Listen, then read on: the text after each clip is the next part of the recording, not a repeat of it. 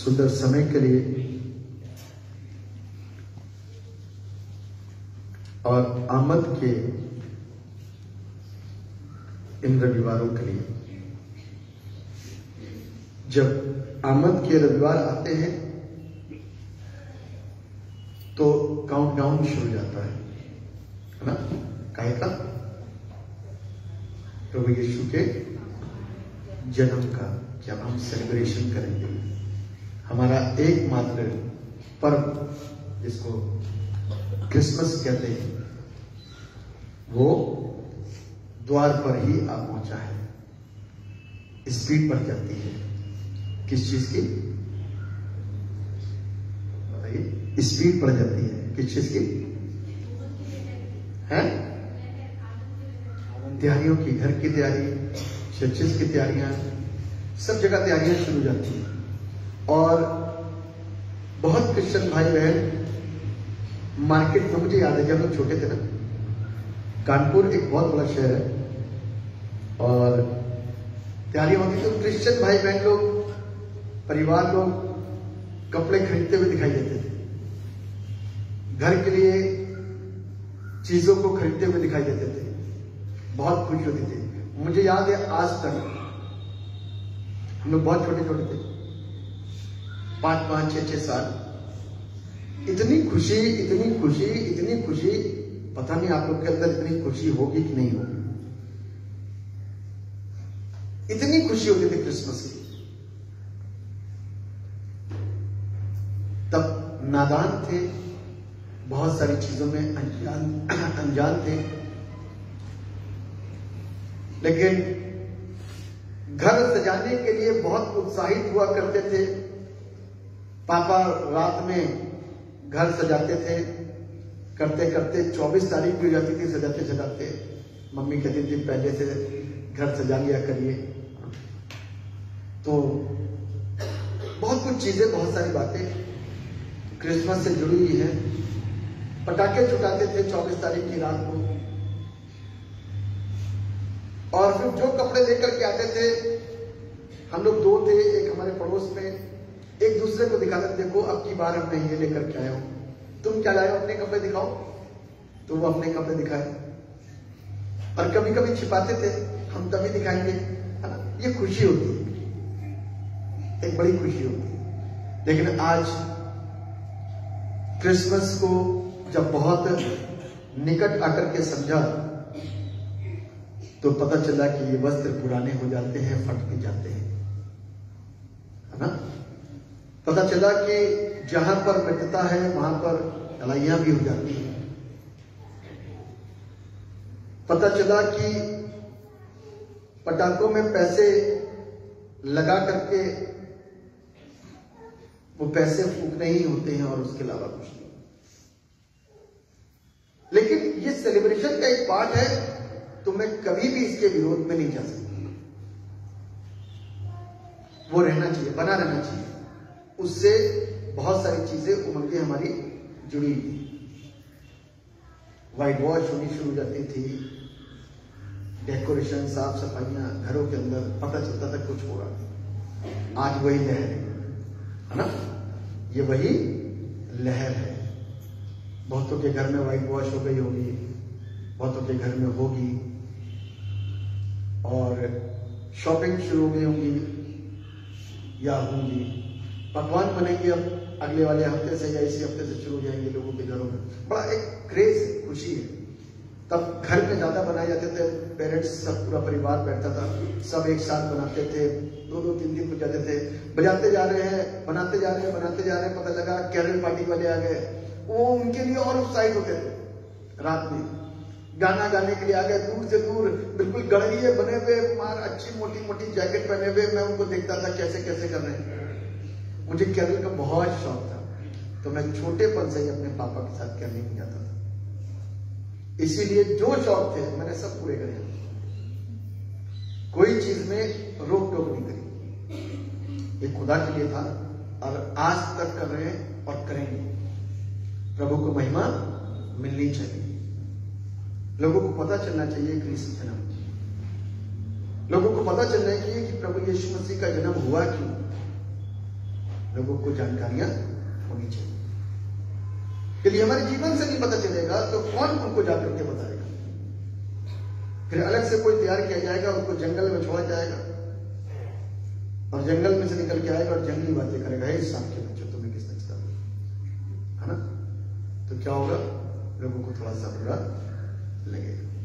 इसलिए हम लोग लहजे में रह करके परमेश्वर के कार्य को करते हैं और परमेश्वर के नाम को महिमा देते हैं। तो इससे पहले कि परमेश्वर के कलाम में आगे बढ़े, उसकी स्तुति और उसकी प्रशंसा हम लोगों ने करी, तो हम चाहेंगे कि हम लोग उन हिस्सों की पुनरावृत्ति करें जो आरंभ में पढ़े गए और उसके बाद में प्रार्थना करके जिस विषय के ऊपर आज हम लोग मनन करने जा रहे हैं उस विषय में अपने ध्यानों को लगा सकें और उससे कुछ सीख सकें, क्योंकि वचन शिक्षा देने के लिए होते हैं और वचन सीखने के लिए होते हैं, है ना? जो सबसे पहला हिस्सा पढ़ा गया था वो था यशाया 35:1-6 और उसका 10वां, और दूसरा हिस्सा था मरकुस रचित सुसमाचार, उसका पहला अध्याय, उसके पहले 8 पद, और उत्तरवादी पाठ के रूप में जो पढ़ा गया था वो था भजन 72।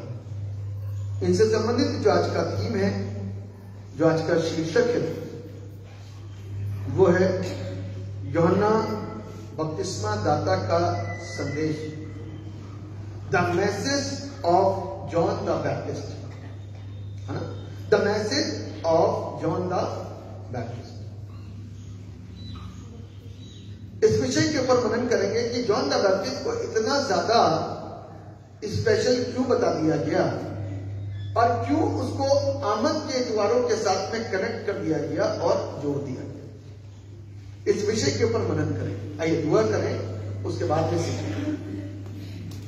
जीवित और समर्थी पिता परमेश्वर, हम आपको धन्यवाद देते हैं आपकी तमाम उन आशीषों के लिए जो आपने हम सबको दी, अब तक संभाला और सुरक्षित किया, इसके लिए प्रभु आपके नाम को महिमा मिले।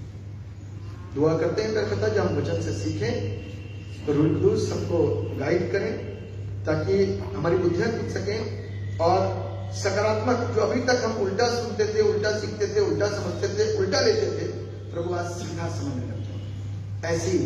ऐसा परिवर्तन प्रभु आज हमारी बुद्धियों के अंदर आए। आप दया करेंगे तो प्रभु हमको अपने लहू में हम सबको छिपा दीजिएगा, बड़ी बरकत दीजिएगा, यीशु के नाम से मांगते हैं, आमीन। मैंने आपको बताया कि प्रभु का कलाम जो हम लोगों को सिखा रहा है, बता रहा है, वो कहता है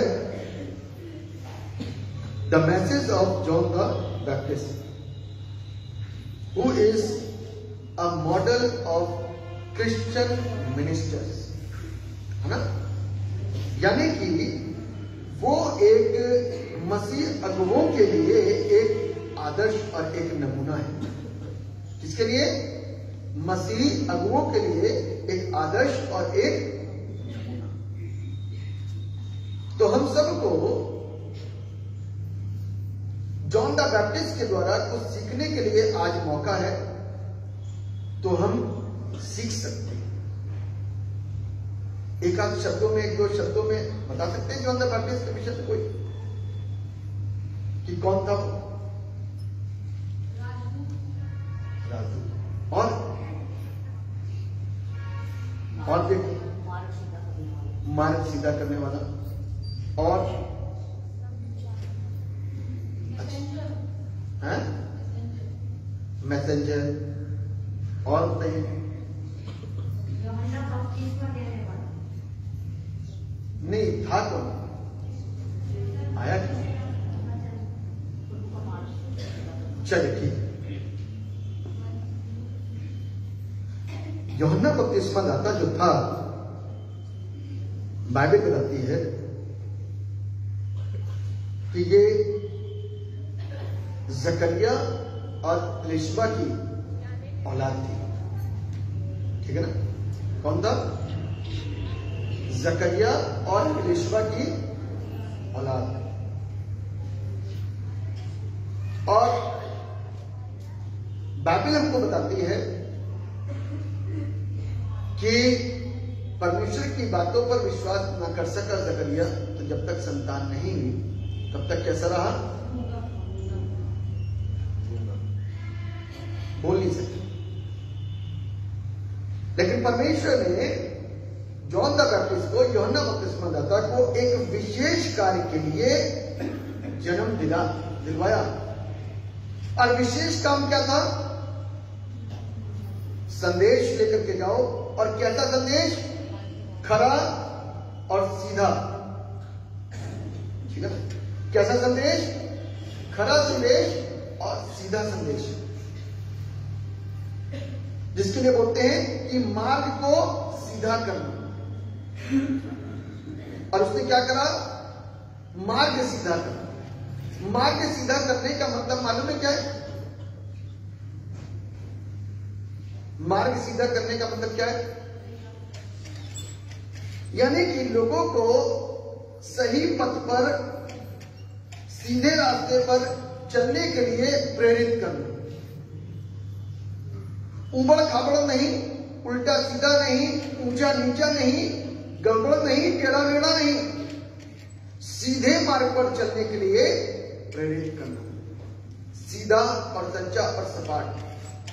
आज लोगों की जो जिंदगियां कई बार हो जाती हैं, जैसे यहूदियों का उस समय था, तो उन लोगों को इस बात को सिखाने के लिए यूहन्ना बपतिस्मादाता इस धरती पर आया, ताकि लोगों को जो अंधकार में पड़े हुए हैं एक रोशनी दे सके। बाइबल कहती है कि वो स्वयं वो रोशनी नहीं था, लेकिन रोशनी के विषय में बता रहा था, है ना? बाइबल कहती है कि वो स्वयं वो रोशनी नहीं था, स्वयं वो ज्योति नहीं था, लेकिन ज्योति का जो संदेश उसके पास जंगल में उसने सीखा, उसको जाकर के लोगों को क्या करता है? सिखा रहा है और बता रहा है। सेवकाई आसान नहीं है, बहुत कठिन है। और इस सेवकाई को करने के लिए ये बंदा तैयार हुआ। उसने यीशु के नियमों का ढिंडोरा पीटा। क्या करा? यीशु के नियमों का ढिंडोरा पीटा। बताया उसने कि यीशु कौन है। कहता है कि मैं तो तुम्हें पानी से बपतिस्मा देता हूं, लेकिन जो मेरे बाद आने वाला है वो तुम्हें आग से बपतिस्मा देगा, और मैं उसके जूते के फीते तक खोलने के योग्य नहीं हूं कि उसको स्पर्श कर सकूं। तो समझ लो कि मैं क्या हूं और वो पवित्र ज्योति कैसी होगा और कैसा होगा, वो कैसा होगा, उसकी सामर्थ कैसी होगी। मैं एक इंसान जो जंगल में से निकल करके आया हूं तुम्हारे बीच में, एक सच्ची बातें कर रहा हूं, सीधी बातें कर रहा हूं, लेकिन जो मेरे बाद में आने वाला है वो कितनी पाक और पवित्र बातों को करेगा, वो कितना शुद्ध होगा। मैं तो तुम्हें पानी से बपतिस्मा देता हूं, वो भी मन फिराओ, ताकि मन जब तक फिराओगे नहीं तो पानी के पास आना नहीं। ये तुम्हारा एक वचन होगा यहाँ पर आकर के, यहां मैंने मन फिरा दिया है, तभी आना यहां पर। इसीलिए वो गुस्से से कहता है, हे सांप के बच्चों, तुम्हें किसने चिता दिया कि आने वाले प्रकोप से भागो? किसने चिता दिया तुम्हें? तब लोगों ने कहा कि नहीं, हमने सच्चाई को सुना है, हम तौबा करते हैं, हम अपने मन को फिराते हैं, हम अपनी आदतों को बदलते हैं, हम अपने स्वभाव को चेंज करते हैं। और आकर के उसने क्या करा? लोगों को पानी में बपतिस्मा देना शुरू कर दिया। पानी में बपतिस्मा देना शुरू कर दिया, और लोग जब पानी से बाहर आते थे तो एक नए जीवन के साथ में आते थे, एक नए जीवन के साथ में आते थे। तो बाइबल हमको इस बात को बताती है कि 400 साल के खामोशी के पीरियड में, मालूम है 400 साल हो गए थे। कितने साल? एक खामोशी हो गई, कोई नबी पैदा नहीं हुआ, है ना? कोई भी नबी, कोई भी भविष्यवक्ता पैदा नहीं हुआ। खामोशी। 400 साल के बाद में जॉन द बैप्टिस्ट आया, जकरिया और यशवा के घर में उसने जन्म लिया।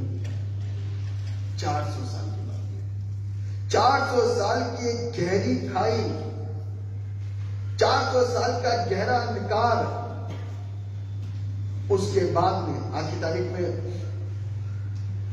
हम और आप कहते हैं ना कि अब बिल्कुल कैसा हो गया है, इतना पापी जमाना हो गया है कि अब सही तो दिखता ही नहीं कहीं, हर तरफ बेईमानी बेईमानी, अंधकार और पाप और गुनाह, धोखा और सब चोर मसाली हो गई। कब आएगा वो समय, कब प्रभु का अपना काम होगा, कब इनको कोई सिखाएगा, कब इनको कोई बताएगा? तब पता चला 400 साल के बाद जॉन द बैप्टिस्ट का जन्म हुआ और इजरायली लोगों में इतने समय के बाद में कोई आया और लोगों को प्रचार करना शुरू कर दिया। जॉन द बैप्टिस्ट जब आया ना, तो मैं उसकी कुछ विशेषताओं को आपके साथ में बांटूंगा। कुछ विशेषताएं। सबसे पहली विशेषता थी उसकी, जहां पर वो बुराई को देखता था तो तुरंत आवाज उठा देता था। जहां पर वो बुराई को देखता था तो तुरंत आवाज उठा देता था। सही करता था कि गलत करता था? जोर से बोलना।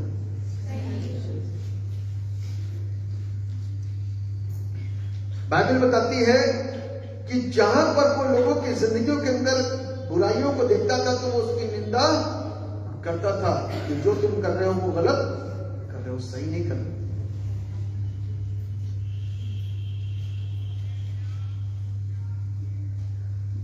आज के युग में यदि जॉन द बैप्टिस्ट होता तो क्या हम उसको स्वीकार कर पाते? जी कुछ बोलेंगे? कुछ बोलिए। जो खुदा की वाणियों को सुनने के लिए, उसका पालन करने के लिए देह, प्राण और आत्मा से तैयार हैं, वही उसको स्वीकार कर पाते, अन्यथा नहीं। क्योंकि आज भी कहीं ना कहीं जॉन द बैप्टिस्ट कटु वचन वाले नहीं तो लेकिन संदेश से शिक्षित करने वाले तो हैं,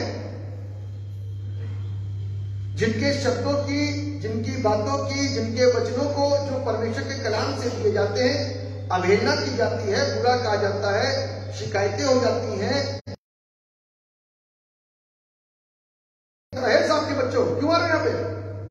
तो कितना बुरा लगेगा, है? बुरा लगेगा नहीं लगेगा? लेकिन आप उसको पढ़ते बड़े वजह से। यदि आपको कहा जाए कि इसके ऊपर वचन दो तो आप वचन दोगे उसके ऊपर, लेकिन इसको फॉलो करो तो बड़ा कठिन होता है।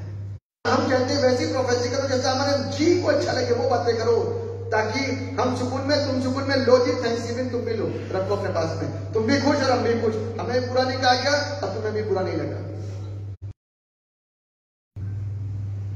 उन्होंने उसे फटकार दिया।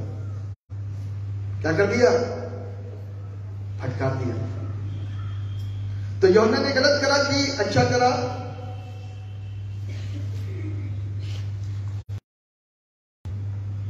यूहन्ना ने अच्छा करा कि गलत करा?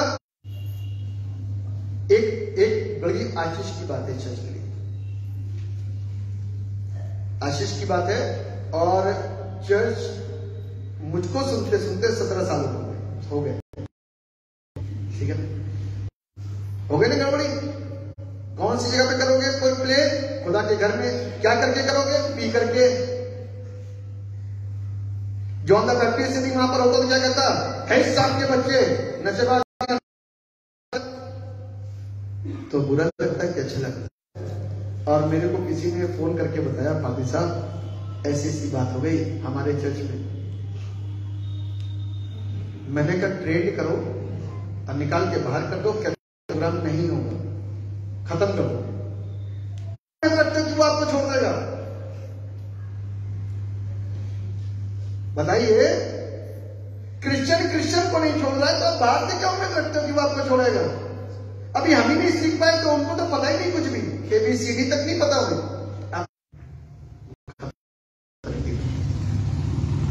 मार्ग सीधा करना भैया, रोडें टेढ़ी पड़ी थी 400 साल से, हैं? कितने साल से? 400 साल के गहरे खामोशी के पीरियड के बाद में जॉन द अब 400 साल के अंदर जो गड़बड़ियां थी ना लोगों के बीच, इस गड़बड़ियों को सीधा करने में उसको टाइम लगा और बड़ा साफ साफ बोलता था। राजा हेरोदेस अपने भाई की पत्नी को अनुचित रीति से चर्च में शामिल कर, वो एक सेकंड ऑप्शन है हमारा कि इन्हीं केस के अंदर, कोई स्थितियों के अंदर वो बात अलग है, लेकिन चर्च हमारे लिए इंपॉर्टेंट है। आपको हमको इसकी जो ब्लेसिंग्स है उसको कोई ना कोई तो दिशा निर्देश कर ही देंगे। तो इसी चीज को बाइबल बताती है कि इसने गलत तरीके से काम किया, तो इसने जॉन द बैप्टिस्ट ने इसको डांट लगाई। फकीर, फरीसी, सदूकी सब की बात नहीं कर रहा हूं, जितने अगुवे हैं, प्रभु के सेवक लोग हैं, हमको और आपको बाइबल बताती है कि जॉन द बैप्टिस्ट को एक आदर्श मानते हुए एक खरी सेवकाई को अंजाम देने की जरूरत है ना। एक खरी सेवकाई को अंजाम देने की जरूरत और आवश्यकता। एक दिन ऐसा होगा चीजें सही होने पाएंगी और प्रभु को महिमा मिल सकेगी और आप प्रभु को भाने लग जाएंगे। एक रोशनी के समान था, बाइबल कहती है के समान था, लेकिन स्वयं वो ज्योति ना था जो अंधकार में चमक रही थी। समझो, उससे पास आ जाओ। गलत करते हो तुम, गलत सिखाते हो तुम, गलत बताते हो तुम, उनसे क्या करो? उनसे बाहर आ जाओ। यानी बाइबल अच्छी नहीं है, अर्थ ही बदल दी इसके। और जो जिंदगी भर हम अर्थ बदल के बातें कर रहे हैं, जो जिंदगी भर अर्थ बदल के बातें कर रहे हैं, इसकी तो हिंदी बड़ी शुद्ध है, इसके तो अर्थ ही बदल दी है, पढ़ी कुछ भी नहीं। लोगों ने अपने जीवन को बदला और उसको सुना और उसको जाना और उसको पहचाना।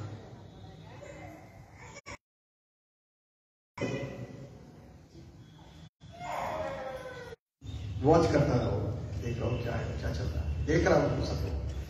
एक भ्रमण कर रहा है, यहां पर यह गड़बड़ी है, देखो चर्च में बेचा बेची हो रही है ना, लोग ला रहे हैं, ये करो वो करो, अपने बुरे कामों से मन फिराओ। तो कुछ लोगों ने सुनना शुरू करा होगा, कुछ लोगों ने उसकी बातों के ऊपर ध्यान देना शुरू करा होगा। करते करते करते करते करते करते करते लोगों ने उसकी बातों को मानना शुरू कर दिया। समझ मेरे राज्य में आ सकते हो, अपने अंदर की उन सारी चीजों को दूर कर दो। उसको दूर करने में टाइम लगता है, कोई तो बहुत जल्दी समझ जाता है और कुछ को समझ में काफी अरसा बीत जाता है। जिंदगियां बदले या नहीं बदले, यदि पढ़ रहा है तो अच्छी बात है, यदि नहीं पढ़ रहा तो आपको भी फर्क नहीं पड़ेगा। अरे कोई बात नहीं जी, हमने अपनी ड्यूटी पूरी कर ली, धार्मिक रीतियों को, धार्मिक रिवाजों को पूरा सारा काम निपटा करके हम घर आ चुके हैं। उनका एक गहरा निकाल, कोई सेलिब्रेशन नहीं, सब कुछ ऐसे ही पाप में चल रहा था। कोई किसी की वाइफ को रख रहा है, कोई कुछ कर रहा है, कोई कुछ, उनको रोका टोकी कुछ नहीं। रोका टोकी करोगे तो गड़बड़ हो जाएगी। ईश्वर की पुस्तक उसके 6 अध्याय के अंदर इसका पूरा वर्णन है। इससे सुसज्जित होकर के, इससे सज करके ये अंधकार भरी जिंदगियों के अंदर, उन लोगों के अंधकार भरी जिंदगियों के अंदर कूद पड़ा और वहां प्रचार करना शुरू करा। स्वभाव, हमारा विचार, हमारी सोच क्या थी, लेकिन परमेश्वर बदल रहा है। यदि आज हम थोड़ा सा ठहर करके सोचे तो परमेश्वर हमको बताएगा कि हाँ जी आप कुछ गड़बड़ी कर रहे हो। नहीं, यदि संदेश को ध्यान, और ये स्पष्ट बोलता था और पर्दाफाश करता था और लोगों की हालत खराब हो गई थी। इसलिए बाइबल बताती है कि लोगों ने धीरे धीरे धीरे धीरे विश्वास करना शुरू करा। सोचने लग गए कि हम तो इंतजार कर रहे हैं कि एलिया कब आएगा। यदि हो रहोगे तो मैं तुम्हारे, और परमेश्वर की ओर कैसे आना है, कैसे आना है? बाइबल क्या कहती है? कहता है कि परमेश्वर के भवन में हमको कैसे प्रवेश करना है? भूले बैठे हैं। वो वाले धर्म तो याद है कि 3-4 धर्म है, लेकिन जो एक्चुअल का धर्म है उसको हम भूले बैठे हैं। वो